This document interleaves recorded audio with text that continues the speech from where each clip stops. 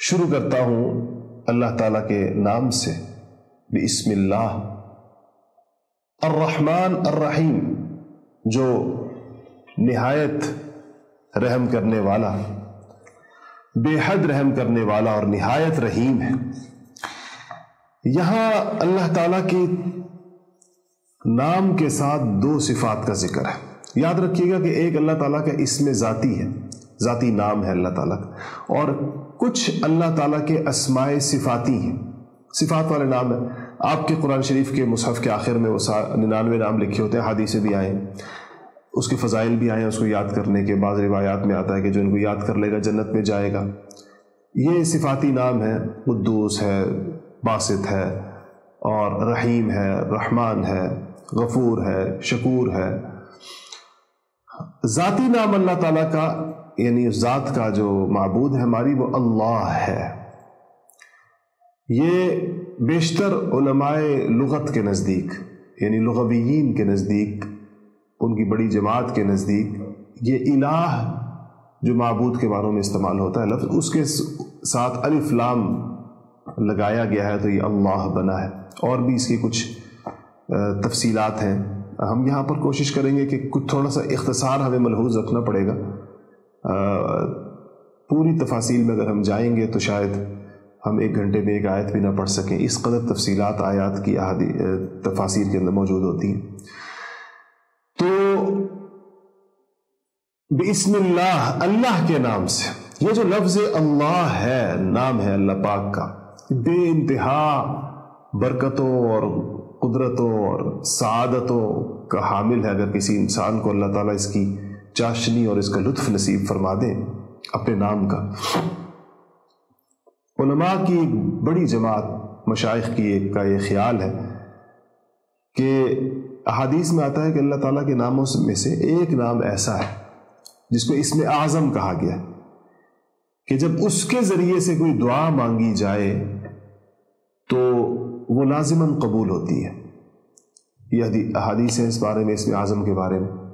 اچھا، ایسی جتنی بھی چیزیں ہوتی ہیں ان کو پوشیدہ رکھا جاتا ہے، یعنی ان کو کچھ چھپا سا دیا جاتا ہے۔ جیسے شب قدر ہے، بے انتہا فضائل کی حامل ہے، تو تعین بالکل ایکوریٹ تعین نہیں ہے اس کی۔ جمعے کے دن ایک گھڑی جس میں ہر دعا قبول ہوتی ہے، حدیث میں آیا ہے اس کے بارے میں، صحیح حدیث میں، لیکن گھڑی پھر کون سی ہے؟ ایک سے زائد اقوال ہیں، پورے دن کے بارے میں اقوال ہے۔ بعض علماء نے لکھا ہے کہ 40-45 اقوال ہے اس کے بارے میں کہ کون سی گھڑی ہے جمعے کے دن۔ ٹھیک ہے، سب سے راجح قول یہ ہے کہ وہ مغرب کی نماز سے پہلے کے 20-25 منٹ ہے، لیکن اور اقوال بھی ہیں، عصر کے بعد کے بھی ہیں، ظہر کے بعد پہلے، جمعے کے خطبے کے درمیان، جمعے کی اذان، جمعے کی نماز کے بعد، تہجد کا وقت، فجر کا وقت، فجر سے پہلے، فجر کے بعد، اشراق، یہ سارے اقوال اس بارے میں موجود ہیں۔ ایسی یعنی وہ چیز جو تھوڑے وقت میں بے اندازہ زیادہ، بے انتہا زیادہ ثواب اور کسی برکت کا باعث ہو، اس کو پھر تھوڑا سا چیزوں کے اندر چھپا دیا جاتا ہے تاکہ انسان کسی اس ایک وقت میں کرنے کے بعد بیغم نہ ہو جائے کہ بس اگر دیکھیں شب قدر کی تعین ہو جاتی تو شاید کبھی بھی انسان رمضان کا پورا آخری عشرہ اور رمضان کی ہر رات اس طرح جاگ کر نہ گزارتا جس طرح اب شب قدر کی تلاش کے اندر، اس کی تلاش میں جیسے گزاری جاتی ہے۔ اہل سعادت، وہ لوگ جن کو اللہ پاک نے توفیقات عطا فرمائی ہیں، عبادت کی ذوق بھی عطا کیا ہے، وہ شب قدر کو کیسے دیوانہ وار تلاش کرتے ہیں اور ہر رات کو شب قدر سمجھ کر گزارتے ہیں۔ تو یہ تو نہ ہوتی، اتنی عبادت تو انسان پھر نہ کرتا اگر اس کی تعین ہو جاتی۔ تو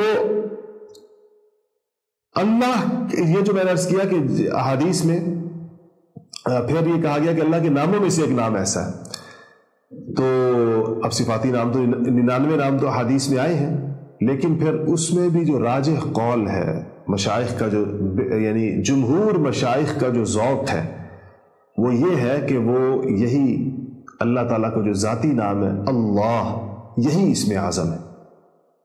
لیکن ایک شرط ہے، یعنی اسم اعظم کی فضیلت تو یہ ہے نا کہ اس کے ذریعے سے جو دعا مانگی جائے وہ قبول ہو جائے گی، لیکن ایک شرط ہے کہ وہ لفظ صرف زبان سے اور حلق سے نہ نکالا گیا، وہ اللہ ایسے کہا گیا ہو دل کی گہرائیوں سے، اور کہتے ہوئے ایسے اللہ تعالیٰ کی عظمت، بزرگی، تقدس، کبریائی، شان کا ایسا استحضار اور خیال ہو، دھیان ہو کہ جب انسان لفظ اللہ کہے تو اللہ کی عظمتوں میں گویا ڈوب جائے مکمل طور پر.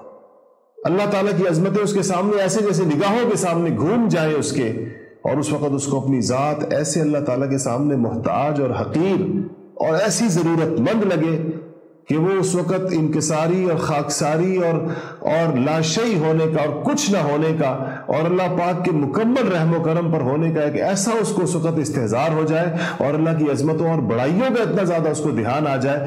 اس کیفیت کے ساتھ جب وہ اللہ کہتا ہے تو یہ پکار سیدھی اللہ پاک کے پاس جاتی ہے اور اس کے ساتھ ملا کر وہ جو کچھ مانگتا ہے اللہ پاک اس کو عطا فرماتے ہیں، اگر اس کے خیر، اگر اس کی مصلحت اور اس کی خیر اس میں ہو. یہ یاد رکھیے گا.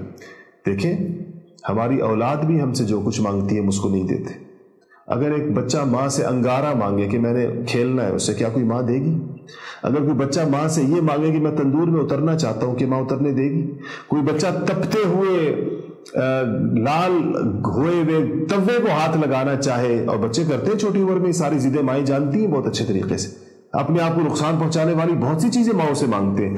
جتنی بھی محبت کرنے والی ماں ہو، اور ہر ماں محبت کرتی ہے اور بے اندازہ کرتی ہے، اللہ پاک نے بھی اپنی محبت کے لیے ماؤں کی محبت سے مثال دی ہے. ماں کی محبت ایک ایسی لازوال چیز ہے کہ اس کا مقابلہ کوئی چیز نہیں کر سکتی دنیا میں. کوئی دعویٰ نہیں کر سکتا کہ میں ماں سے زیادہ محبت کرتا ہوں. تو اتنی محبت کرنے والی ماں اپنی اولاد کو نقصان دہ چیز نہیں پکڑاتی. کیسی وہ بیوقوف ماں ہوگی کہ جو بیٹے کے چھوٹے سے بچے کے مانگنے پر چھری پکڑا دے، اس کے مانگنے پر خنجر پکڑا دے، اس کے مانگنے پر انگارہ پکڑا دے اس کے ہاتھ میں.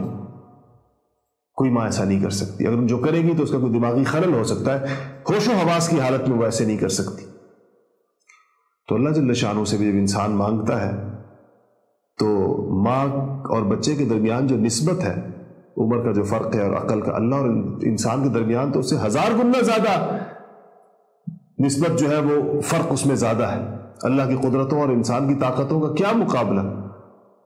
تو اللہ تعالیٰ اس کو ایسے، جو میں کہتا ہوں کہ جو دعا انسان مانگتا ہے قبول اللہ ضرور کرتے ہیں، لیکن اگر اس کی مصلحت ہو، اس کا فائدہ ہو تو اس کو دنیا میں دے دیں گے، اور اگر فائدہ نہ ہو تو اس مانگنے والی چیز پر دنیا میں تو وہ نقصان دہ چیز کو نہیں دیں گے، لیکن اس کا عوض آخرت میں ضرور عطا کر دیں گے. اور آخرت کا عوض دیکھ کر انسان اس قدر نہال اور خوش ہوگا کہ وہ یہ تمنا کرے گا اور یہ آرزو کرے گا کاش دنیا میں میری کوئی دعا قبول نہ ہوئی ہوتی، اور آج جو آخرت میں مجھے اجر مل رہا ہے یہی اجر مجھے ہر اس دعا کے عوض مل جاتا جو مجھے میری قبول نہیں ہوئی.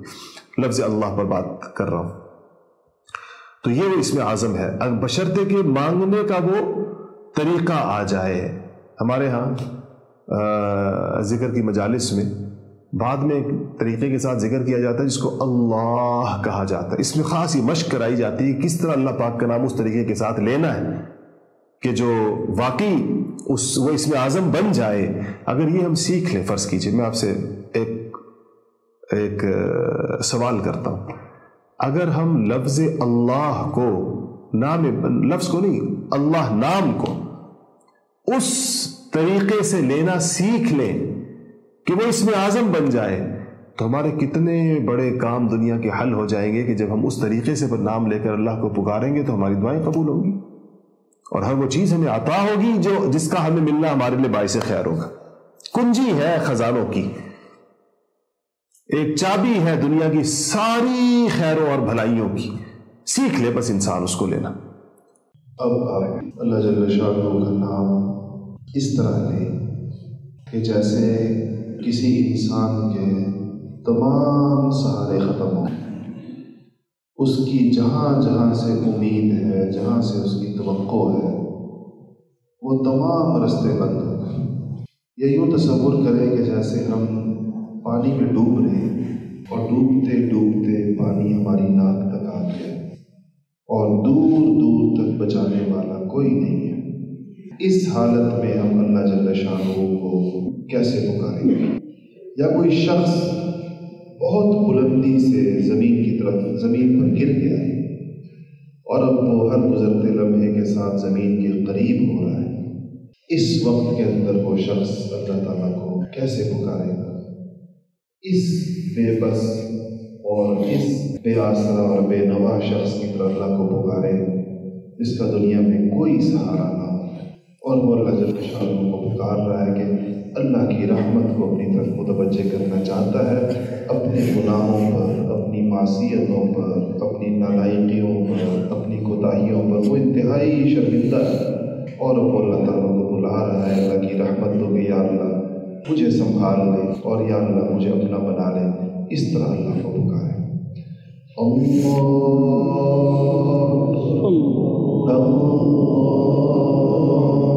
اللہ